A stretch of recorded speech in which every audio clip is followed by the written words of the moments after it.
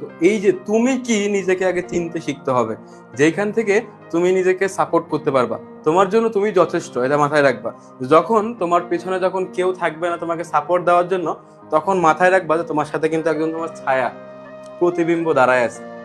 তোমার পাশে কেউ নাই মানে কি, তোমার প্রতিবিম্বটা কার প্রতিবিম্ব? তোমারই তো প্রতিবিম্ব। তো যখন তোমার সাথে কেউ থাকবে না দুনিয়ার সাপোর্টে তোমার সাথে, যখন মনে হবে যে ভাইয়া আমার দ্বারা আর কিচ্ছু হচ্ছে না, আমি তো জীবনে ভেঙে পড়ছি ভাইয়া, আমার তো একবারে হাল ছেড়ে দিতে হবে আমাকে, তখন দেখবা যে একটু আলোর এখানে দাঁড়াবা, দেখবা তোমার সাথে একজন দাঁড়ায় আছে, তোমার সাথে তোমার পিছনে তুমি নিজের ঢাল হয়ে দাঁড়ায় আছো। তো কেন তুমি পারবা না? তো কেন তুমি পারবা না? তোমাকে অবশ্যই পারতে হবে, যে তোমার জন্য তুমি যথেষ্ট। ওকে, এবার আমরা দেখব আমাদের আপনাদের তত্ত্বাবধানে আমরা সেরা হব ভাইয়া, ইনশাল্লাহ। ভাইয়া টেনশন হচ্ছে, এইবার পারবো তো?